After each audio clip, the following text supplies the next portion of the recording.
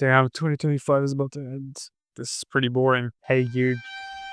What's up? Dude, there's this new game that is called Dispatch. It just released. Yeah, and? It's a narrative-driven game, kind of like Life is Strange, but with superheroes. Cool, I guess. Sounds awesome. Oh, by the way, you can roll like 2 characters. Dude, okay, like, this is like any other game nowadays, right? Yes, but listen, one of them is a bad-acting tomboy. Okay, get the fuck out of my room right fucking now.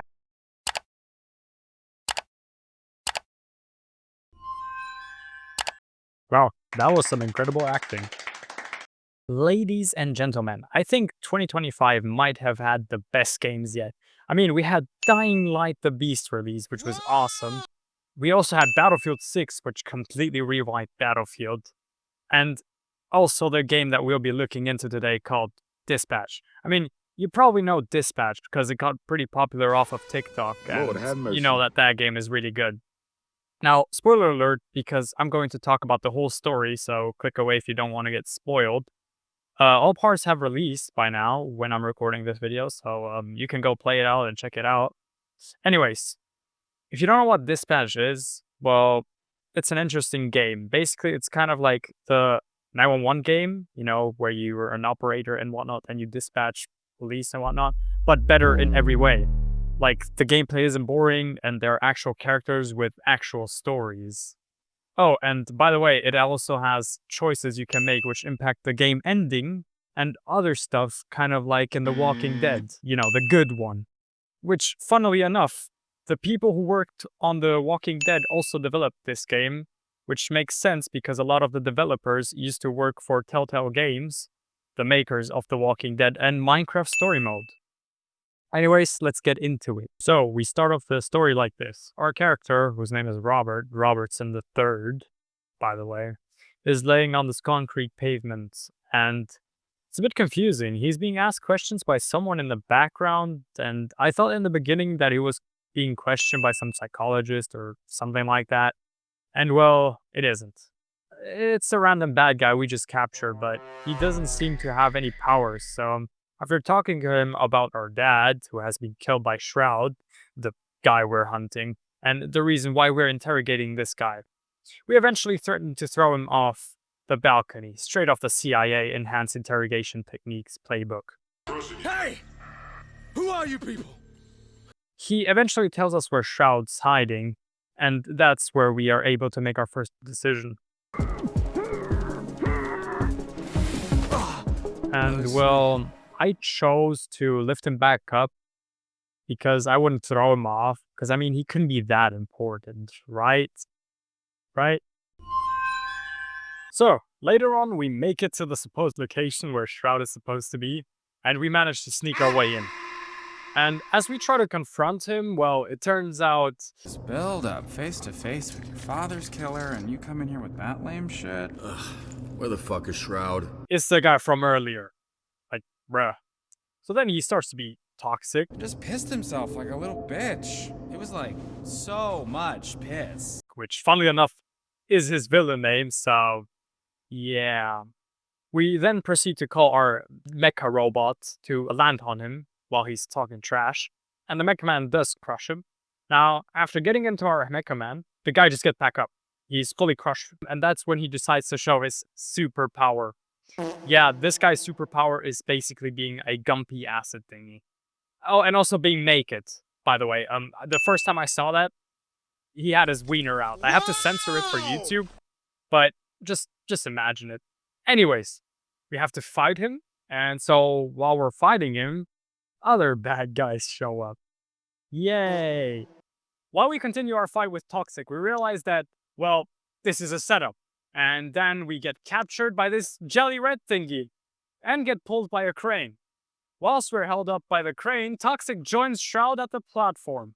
Shroud doesn't really seem to care, and Toxic is just there to mess with us. We then get the smart idea of just using our thrusters to just fly away. It somehow miraculously works, and finally, we are free. Oh, wait a second. So, we cut 4 months after our, little incident. And everyone thinks we're dead. And, well, we hold a speech to prove that we're not dead, it's just our Mecha Man is destroyed. In the speech, we announced that we're going to retire and the Mecha Man is damaged beyond repair. So journalists start to ask questions and we do get some dialogue options, but they aren't really that important, although one is. The last journalist asking questions didn't really ask a question. He just blatantly told us that Mecha Man doesn't exist anymore because of us. And we have the option of either attacking him, which basically is you beat the guy up, leaving. I mean, it's pretty self-explanatory. And the last one is to answer the question. Well, I obviously picked to answer the question because violence isn't needed and freedom of speech is very important. Anyways, after finishing our interview, we cut to Robert watching that interview through a TV store, when suddenly some criminals show up and, well, they start to steal the TVs. So we decide to intervene, well, it didn't go well. To put it simply, our boy Robert got beat up, and it didn't seem to be going all well, until Blonde Blazer shows up. And she then proceeds to beat all of them up. She then proposes us to go to a bar because she notices we're having a rough day. At the bar, they talk about what just happened, and Robert also shows her his real power. He can bend his thumb. Wait a second. I also can do that. Am I also a superhero? Anyways, after spitting on her and making her wet. Whoa. Pause. Okay, anyways. She goes to the bathroom to clean up, and while Robert is waiting, he gets confronted by Flambe. Now you might be asking, who is Flambe? Well, Flambe and Mecha Man go a while back. See, Flambe was a villain, a used-to-be villain, and, well, Mecha Man put him behind bars, but Flambe is now a superhero because he has joined the Phoenix program. You'll learn later on about it. It will all make sense in a bit. And he's still mad at Robert. And so he threatens us, but we just throw water at him, which does this. There. Easy way. You're gonna hit me now, right? I've been waiting a long time for this.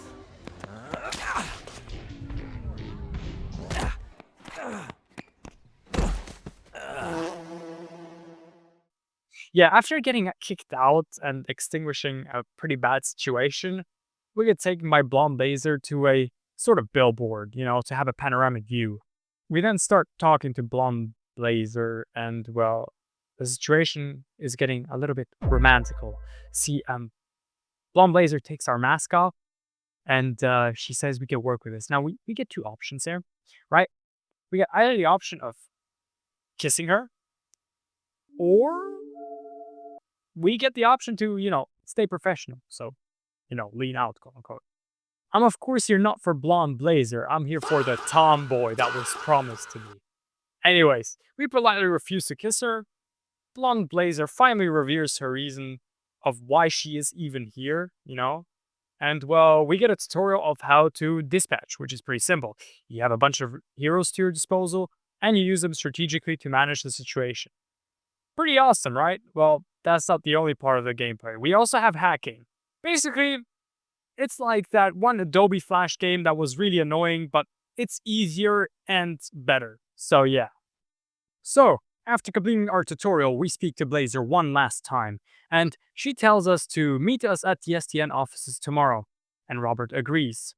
So, she goes, and we get back home. Back home, we get to meet our dog, Beef. Now, this is the cutest creature I've ever seen. To be honest, if somebody just touched him in a bad way, I'd kill that person. Anyways, we skip forward to the next day. We now are at the STN offices dressed up in our Mecha Man costume. And out of the corner of our eye, we see Flambe with a missing tooth, which is pretty funny because he'll be like that for the rest of the game. Blonde Blazer shows up and she takes us to her office. She tells us to basically strip down and put the STN office worker clothes on. We do that. While we're undressing, we throw our clothes on this chair that was next to us, but the clothes are floating. And that's where we meet her. Oh my god, none other than Invisigal, the tomboy. After we kick out Invisigal from the office, Blonde Blazer tells us a little bit more about Invisigal. She used to be this villain, which Funnily enough, I'll get into the characters in a bit and their superpowers. We basically end up getting a tour from the office from Blonde Laser, and right as the tour finishes, we decide to head to the bathroom. So we go into the bathroom, right? We do our deed, and then this guy, looking straight out of the movie Moana, just shows up and just pees right next to us. Bruh, I almost He forgot my then pants. asks to bro fist him. I mean, I bro fisted him. I don't care about hygiene. You're gonna wash your hands anyways after that. Then we were talking a little bit more with him, and then he just tells us that he you straight up funny knows our bugger. secret. Mecca man. Need to know basis and Roy need to know. I don't want to come pick up your soup or fix them for the SDN. So yeah, this guy will take care of our Mecha Man. That's how he knows us. And the reconstruction of it will be made also by him. So props to this guy. Robert eventually heads to the records room where we meet this old man. And this old man turns out to be Trackstar. This used to be one of Robert's father's best friends. And Trackstar's his ability is that he can run really, really fast. But it has a downside of aging him also really, really fast. He's kind of like A-Train, you know, from The Boys. But he doesn't go by the name of Trackstar in the office. He goes by the name of Chase. Now, before we continue our story, right, we might want to get to know the characters we're dealing with, or the quote-unquote heroes of the Phoenix program. So, up first we have Sonar. Sonar is a bat boy. He was born in San Francisco, and well, his ability is that he can turn into a mega bat, or a hybrid. We then got Flambe. He was born in Herat, Afghanistan, and his ability obviously is that he can control fire and is fire resistant. So up next is our beloved Invisigal. She was born in Los Angeles, and her ability is that once she holds her breath, she turns invisible. But problem is, well, she's asthmatic. It's kind of like those TikTok videos where you would comment your power and somebody would comment your debuff of some sort. So basically, she can't even turn invisible for too long without having a asthma attack. Next on the list is Coupe. Her ability is that she can throw knives at you with precision, and she can also fly. Next villain is Punch Up. Punch Up was in prison for battery, parole violation, public intoxication. I mean, that's the most Irish thing an Irish person can do, right? I have to say, this guy is small. He is 1 meter tall, by the way. That's like 3'3" for my American people. But not only that, but this guy is together with Coupe. Honestly, very W guy, to be honest. More game than I have ever had in my life. Next villain on this is Malevola. She's some sort of demon creature, and her abilities are that she can make portals and she can transfer wounds. Second to last, we have Golem. His ability is basically that he can like fuse with anything, fuse and morph to something, I guess. But honestly, he's a pretty chill character. And last but not least, we have Prism. She's a famous person on social media, and her abilities are that she can blind people by making just bright lights, and also she can make holograms. She was born in Flint. So, Invisigal decides to dispatch herself to this robbery. And once she is in it, she doesn't see a robber, so it looks clear. But she sees this granny on the ground. He's knocked out. He's basically unconscious. We, as Robert, decide to hack the security cameras to look if the suspect is still in the building. We do look, and he still is. We see that he has 2 powerful cannons, and we tell Invisigal about it, and then the guy decides to show up. Then they start having a fight, but one of the thunder cannons, if we could call it, and he only is left with 1. And Granny is awake, and he is now aiming the thunder cannon at the thief and at Invisigal. Now, quick lore. Invisigal and the donut shop owner had a little fight not so long ago, and that's why she dispatched herself. She wanted to get on the good side, even though she did some pretty terrible stuff. But Granny doesn't believe her, and well, he doesn't know who to shoot. So we tell her to disarm the robber. We tell her to disarm the robber. You know what she does? She disarms the Granny, and basically almost gets both of them killed. Yeah, no. At the end, Granny got cooked. His butt cheeks. or on display. It's censored, of course. I'm not going to show it, but you can imagine it yourself. And Invisiga hits this pose. This pretty tough. Low-key. Can't even mind. So later on, she comes to the break room, and, well, it went something like this. I can't just disappear, okay? I actually have to face my problems. What the fuck? You can't just go around. Ow! Why does he keep screaming? His name's Sonar. Yeah, I know what sonar means.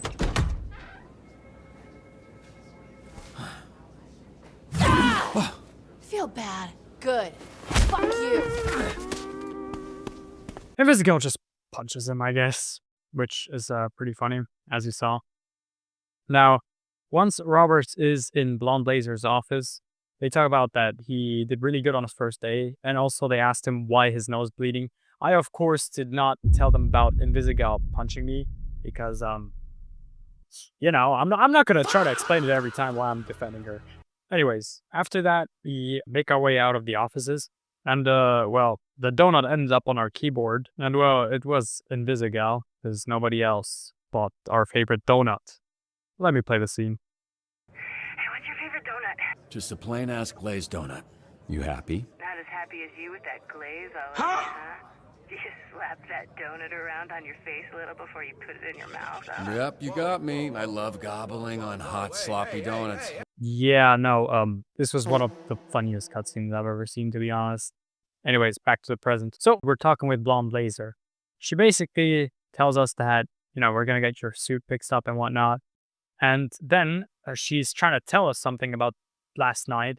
And then Phenomena Man shows up. So Phenomena Man is Blonde Blazer's boyfriend. And Blonde Blazer almost cheated on him.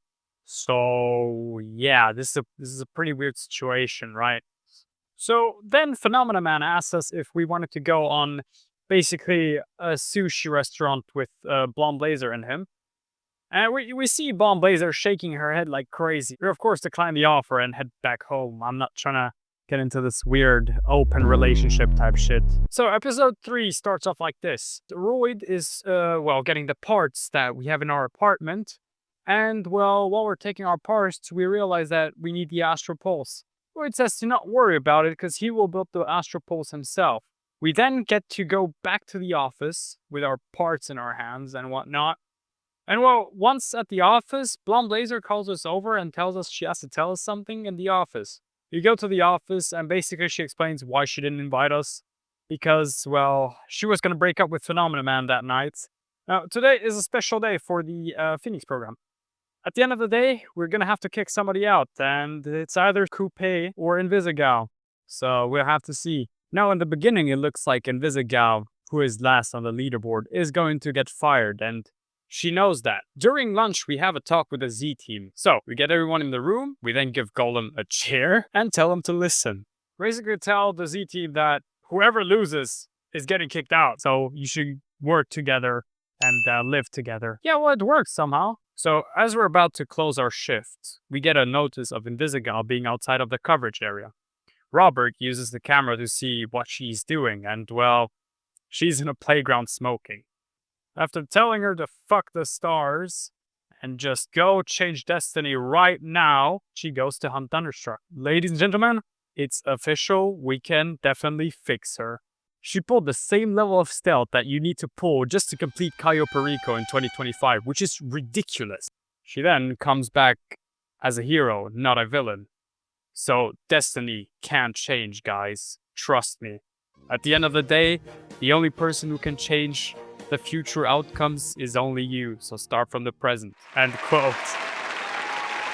Now, as she manages to sneak our way up to the leaderboard, we come to the conclusion that we A, have to kick Sonar, or B, we have to kick Coupe. You know, I like my boy Sonar, so we're gonna keep him. But this action will have repercussions later on in the game. So, we start off this episode with, I just take a listen to my reaction when I started playing it. What the fuck? Yeah, no, I was shocked beyond anything. Like, I can't complain, but like, this is like too much, you know? I'm going back to Days Gone. By the way, if you haven't seen the Days Gone video, link in the description, or just go fumble around my channel. Anyways, now after this interesting scene, she wakes up because it was a dream. Our boy Robert wasn't there. Now we cut to Robert. He is taking his morning routine and he is going to work. Now, as soon as he arrives at work and opens his PC, and after we remove those interesting videos, we notice that Invisigal is staring at us all the time. Call me crazy, but I think she wants us. So later on, we go to see our Mecha Man progress, and Royd has his first Astropulse prototype ready. And so we test it out, and well, it fails. Now, as we're getting out, we see Invisigal. She's staring at us again, up and down this time, and we do notice that this time, and we call her out. You ever jerk off in this thing? You low, Vizzy. All the time, actually. Bro. I like to bust after every big bust, you know, and I was pretty successful, so you can imagine. Sounds like loads of fun. Yeah, that was weird. But anyways, we go to Blonde Blazer's office because she wanted us there, and this happens. Shit, Blazer, sorry. You know what? I can come back. Oh no, don't worry. I got this thing tonight, and they were supposed to send the dress yesterday. This isn't why you're here, but can you zip me up? It's not mine, by the way. They make me wear it, and it's back in the bag by midnight. Roberts, they couldn't even be getting, like, better than this. I mean, today is crazy for him. Not even he can believe it. Blonde Blazer tells us to go look after Phenomena Man because he's depressed after breaking up. And so we do that for him.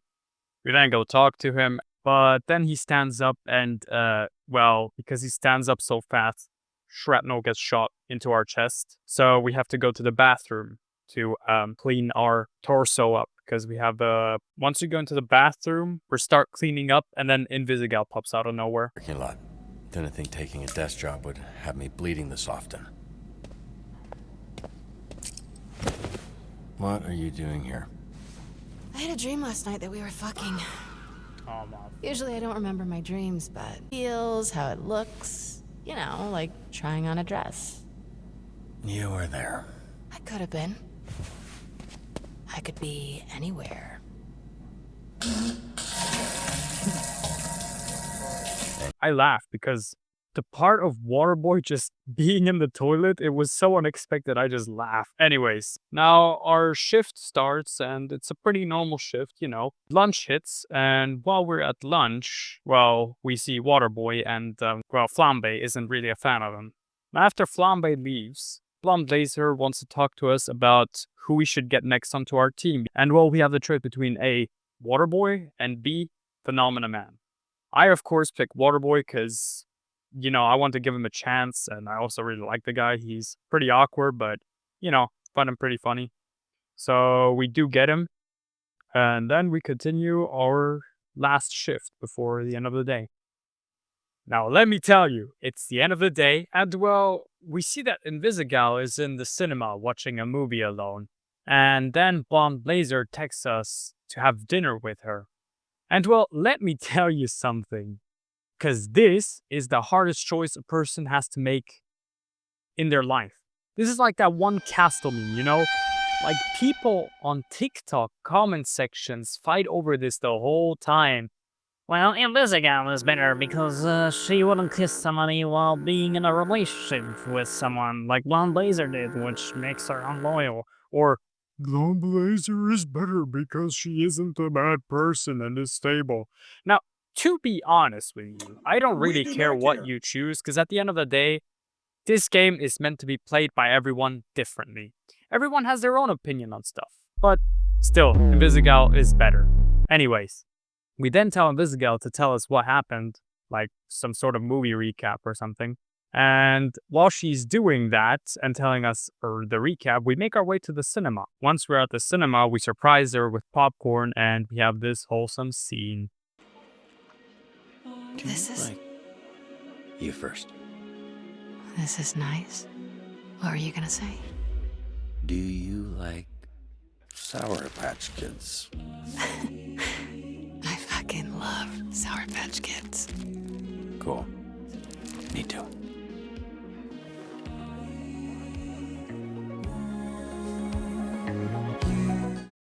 Oh, and by the way, I know this is random, but you should totally subscribe to my channel and like the video, or else Michael is gonna step in front of your door naked. Nah, I'm kidding, but you should still do it. Anyways, back to the video. So, episode 5 starts off with Robert going to hit the gym, which of course goes almost wrong until Flambe saves him, and also mocks him because he didn't have a spotter. We then head to the office and we start our shift. Lunch break hits, and well, Prism and Malevola are speculating over which hero we actually are. Later on, we go to repair our Mecha Man and we have a conversation with Chase about if we should kill Shroud or not.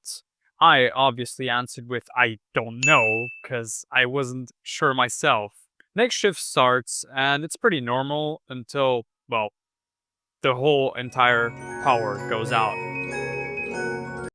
We do manage to get everything under control, and Robert's shift eventually ends. Robert gets invited to go to the villains bar with the Z team, and so of course he accepts it. At the bar, everything is cool. Invisigal asks us about how yesterday's date was and if we liked it or not, and we of course tell her that we had a great time. Later on, we talked with Invisigal about the villains who would kill Robert if they knew he's Mecha Man in the bar. Pointing out to Flambe because Flambe still hates him. I mean, Robert cut his fingers off. Then this guy shows up and, well, we start a bar fight.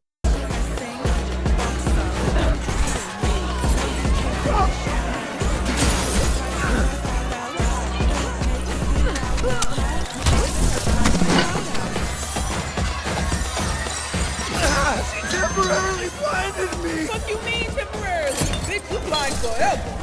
No, this bar fight scene is peak. I mean, the song is fitting and their fighting scenes are very well done and entertaining. And like, the cut and transitions between the bar fight and the eating of the tacos is absolute cinema. Or the scene where we see Punch Up's crazy special move, which was pretty hilarious. Now, after we relive the fight, we have a little chit-chat with the Z-Team, and we come to the conclusion of who we really are. So basically, we're revealing our identity of Mecha Man. And well, Flambe tries to kill us, of course, and then we get saved by Golem, my guy. And Waterboy does what Waterboy does best, basically spit on him. And well, Flambe crashes out and leaves. We then have a scene where everyone tells their real name, which is symbolic because it shows that the Z-Team feel comfortable enough to share their real self. We are in the Mecha Man suit, testing out our 19 Astro Pulse prototype. All of the Z-Team is watching us as we activate the suit, but most of them are there to settle their bet, because some wanted proof before paying, you know? Anyways, as we start it up, everything is fine. We even do a emote, which is pretty cool. We find the smoke a little bit excessive, but alright. Wait, smoke? Hang on a second. That's not supposed to happen. So that's the end of the game. We die in the suit. Thanks for watching. No, I'm kidding. We end up in a coma, and we wake up 15 hours later in a hospital bed with Chase and Royd in the room. We tell Royd that we'll take a break from the Astro Pulse testing and whatnot, and we give him a fist bump. We then continue and dispatch as we normally would. After our shift ends, we go back home with the intent to do what an average soccer dad does best. Drink till he passes out, and also lay on the pavement next to his dog in underwear. When suddenly, what the fuck? Malevola just opens a fucking portal and enters our house like it's nothing. Well, after they come in, Malevola touches Robert inappropriately because he's still in his underwear. They then tell Robert the plan of finding the Astro Pulse because it seems that it wasn't destroyed after all. We then have the second best scene in the game. All of the members of the Z-Team show up. Everyone brings a lamp to the house party of Robert, and these lamps are just, you know, oh wow, they brought a lamp because Invisigal told them bring a lamp or something. No. This is actually some sort of weird metaphor. See, the lamps represent how everyone in the Z team has lit up Robert's life, and that they are now all a family. Well, a dysfunctional one, but you get the gist of it.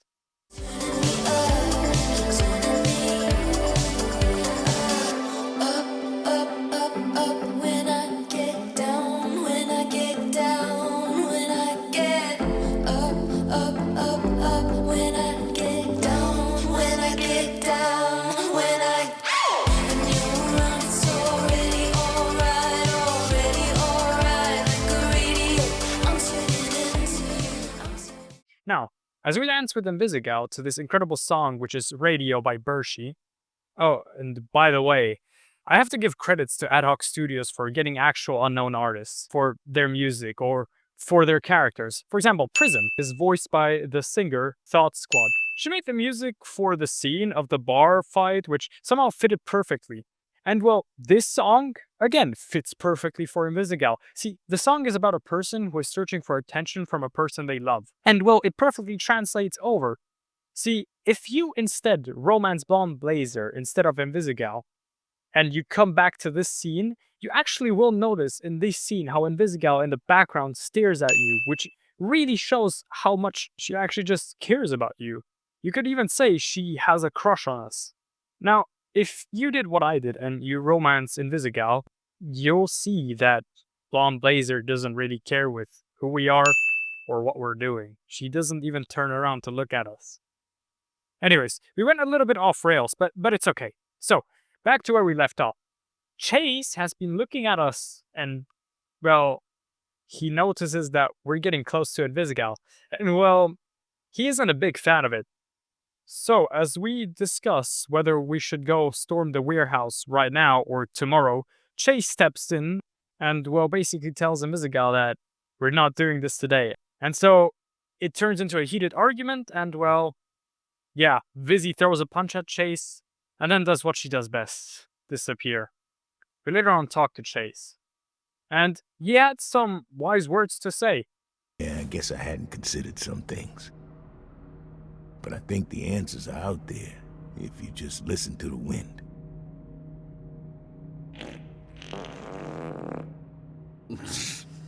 Wow, very deep. Now, after the balcony talk, we come back and get a alert from Invisigal. And well, she is raiding the warehouse on her own. Problem is, the whole Red Ring is chilling there. Oh, and by the way, the Red Ring being the organization which is led by Shroud. Vizzy manages to get her hands on the Astral Pulse, and, well, this happens. Invisigal, stop! Shroud, behind you!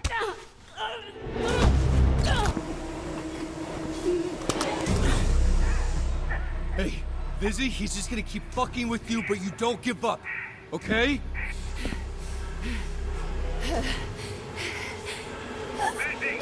Vizzy, you gotta fight! Please! Vizzy, hey! And as we're about to head out to go and save her, Chase decides to go and get her, which ultimately causes him to get a heart attack. Keep up. No!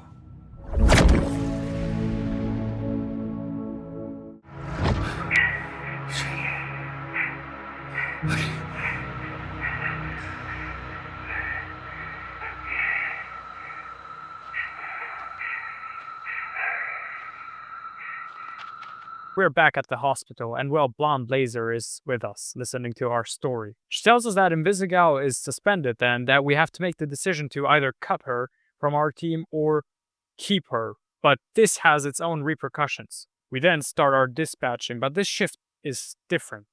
Everyone is just sad. The tone went from funny and ironic to the whole team not being in the mood to even have small talk. After our shift, we are on our way to head home until Punch Up and Golem get into an argument because of their differing opinions over what they should do with Invisigal. Punch Up does show matureness and accepts the fact that he pissed Golem off to the point of him getting thrown through that glass door. Then the Z team, who are already in the boardroom, talk about how they want to kick Invisigal. But we of course say, yeah, I'm not kicking her out. Say what you want, but in my opinion, the Z team needs her and she needs us, so there is no point of throwing her off the team while at her lowest point. then we hear the door opening and closing, so we chase after Invisigal. We arrive at the lockers and we try to convince her not to leave, but then she drops this.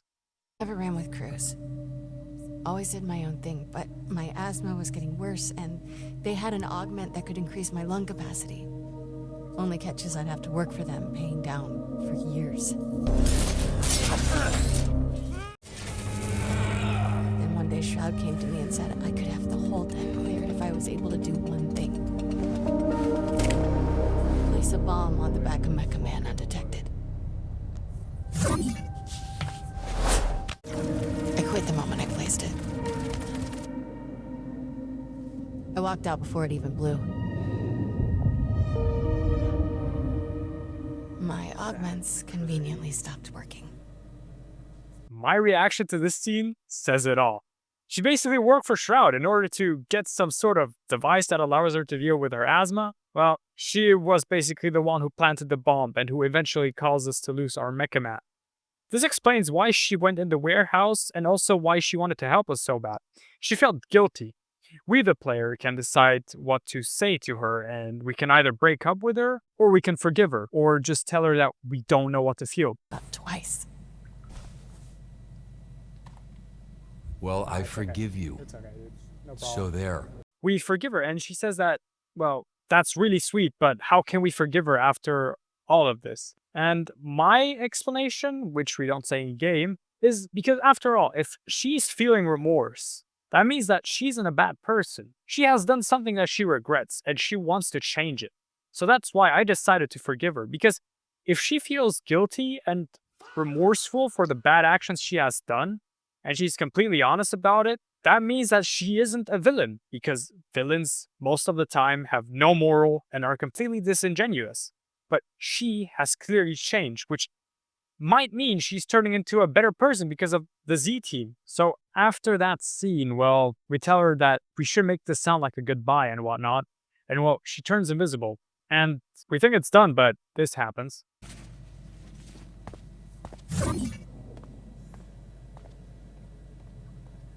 Damn. That's crazy. Oh. Let's go. Yeah, no, my reaction says it again all. I mean, of course I leaned in, but the problem with Invisigal is that she does this no matter if you romance her or Blonde Blazers, so this is kind of the problem with her. But you can choose to lean out if, well, you are romancing Blonde Blazers, so it's all right, right? But in my playthrough, I wanted to romance her, so yeah. Now, later on, we head to a bar, and as we go into the bar and we drink, we are getting annoyed by the bartender. He says weird stuff. Can you motorboat an ass? Probably not, right? So what do? Well, we of course throw a glass at him. Then this guy out of nowhere pulls out his gun and shoots him, and then we get knocked out. We wake up and we realize that the guy who shot the bartender was none other than Shroud. And well, Coupe is torturing us to get info on where the Astral Pulse is, and well, take a look at this. Was why she didn't give it to you. She played you too. Wow, she kept the Astral Pulse. And we don't even know what she's going to do with it. Now, as they're about to continue the torturing, Blonde Blazer shows up, and well, she threatens everyone to release us, or else she's gonna make sure half of them don't make it back home. We then get taken by Blonde Blazer up to the billboard from the beginning, and the whole city starts lighting up with explosions and whatnot. So, episode 8 starts off where we left off, with the whole STN office in chaos. This time, Robert is in the office, and well, it's 3 AM, so not every single hero is awake. We then have to rescue most of the team members, and later on Invisigal joins us, but this is a race against time. See, we have to protect the city, and if we fail calls, we automatically cause damage to Torrance, the city. We get our squad back, and we also get Phenomena Man, and Vizzy joins in to help. Our morale is low because of the choice we made earlier of keeping Vizzy. That means that most of our superheroes are weaker.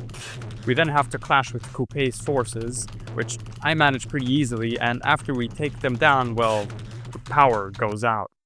We then head downstairs to check up on Chase if he's doing alright, and well, it seems he's doing okay. We let Beef stay with, and suddenly we just hear this loud noise. We go check it out, and it's Royd and Vizzy fighting. We try to calm them down, and Royd then has the idea to handcuff her, and then he tells us that we shouldn't free her.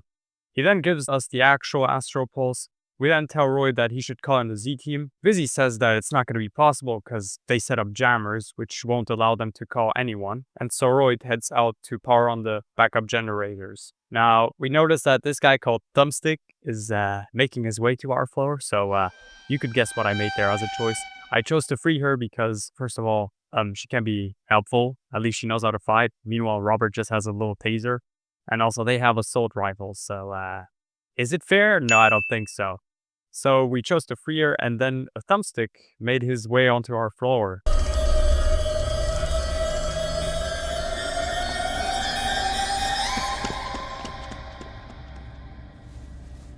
What was that? Hold it in, dude. Hold it in. All right. Fuck. Fuck. Come on. Fuck. Come on. Oh, God damn it.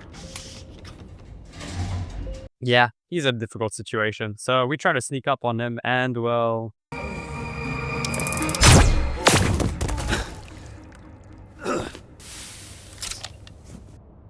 Why are his nuts out? Oh, thought that was normal. You mind helping him? Why would you crinkle cut your balls through your zipper if you don't have... What are you asking me? Can you just put his dick away? Feels like the dignified thing to do. Dignified for who? I know the guy a little, and it's bad enough he's unconscious. Fuck. All right. Piss everywhere. Thank you. That was very decent of you. Yeah, that's disgusting. But I mean, Robert's a good man, so whatever. We then head to our Mecha Man suit, and we power it up. After making our entry and thanking Royd for the suit, damn, that's a nice suit, Toxic shows up, and, well, he does what he does best. Oh, and also this guy shows up who we broke their arms. Shroud shows up with this crazy robot, straight up out of some fucking Spider-Man Homecoming shit. And, well, we have to fight him. We notice that as we're fighting him, well, he can predict every move we do. So, as we think everything is about to, well, end up pretty badly because we're fighting him alone, Blonde Blazer shows up, and Shroud catches her. Yeah. Psych, never mind. It's those bunch of idiots of the Z-Team again. That wasn't her. It was some sort of hologram made by Prism. So we continue to fight against Shroud in his robot.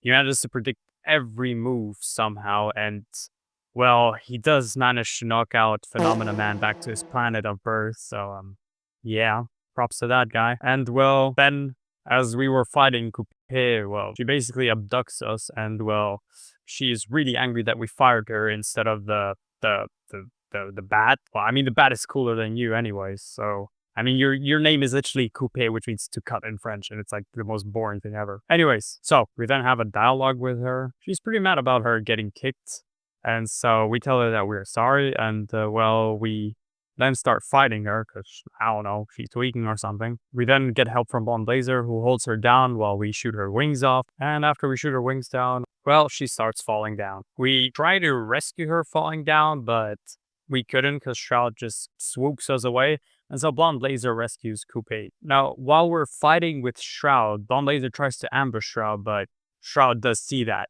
He saw that coming. Whoa, pass. She then gets knocked out unconscious, and, well, it's over for her. It's Joe over. She ain't getting back up, I'm pretty sure. So as we continue to fight Shroud, then he's about to blow us up. Well, Chase is alive?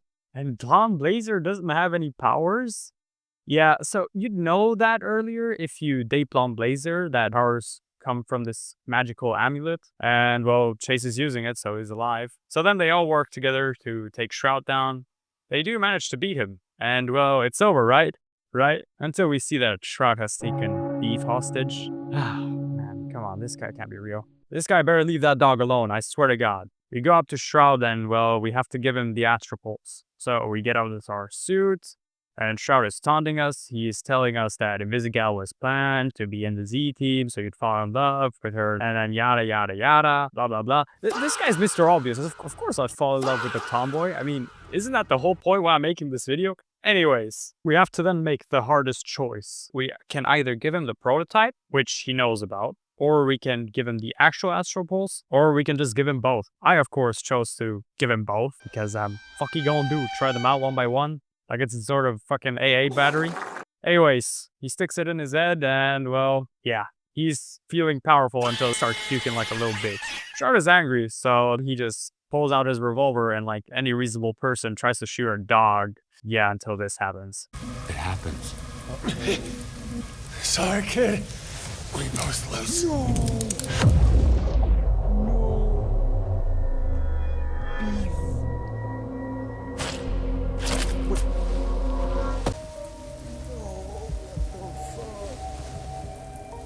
Oh my God, my Shayla!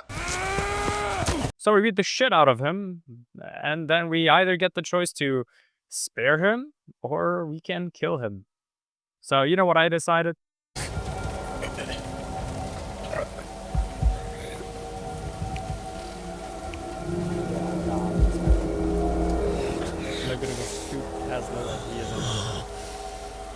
See, that's the mindset right there. Exactly. As I said, I'm not gonna stoop as low as the villain. We then get this scene with Vizzy, and it's pretty cute. Skip forward to when the paramedics arrive, and, well, they pick up Vizzy in a stretcher, and then this happens. Good night. Yeah. It was, wasn't it? Oh, you got something on your... Oh, is it blood? I'm a bleeder. Let's go, let's go. Let's go! This is exactly Ball. Like, our character, this guy knows how to shoot his shot. Anyways, we then get to either choose to forgive Coop or send her to jail. I choose to free her because, I mean, it isn't her fault that she got kicked. Now, after freeing her, we chill with Blonde Laser, and later on, we celebrate with a Z-Team. So yeah, that's the end of the video. Now, more info regarding Dispatch. See, the developers of Dispatch were amazed by, well, how well it was received. See, the game completely blew up. I mean, on Steam right now, it has mostly positive reviews, so... And they just announced that they're considering a second season, which I'm pretty sure is going to be fire. Now, the problem is that they're going to release games in between, so they're going to release, I think, The Wolf Among Us 2 and some other game. And, well, it's going to take a while to release this, but, I mean, they can take their time. If it's good, it's good. Hopefully, in the next season, you can bait Malevola. I also found it interesting how this is Aaron Paul's first video game voiceover, and, well, we also had other famous appearances in the game, like Young Gravy as Golem, or Moist Critical as Sonar, and Jacksepticeye as Punch-Up. So, conclusion is, well, this game is epic. 10 out of 10. Definitely buy it. So yeah, please like and sub, because I low-key need it. That's it. Peace out.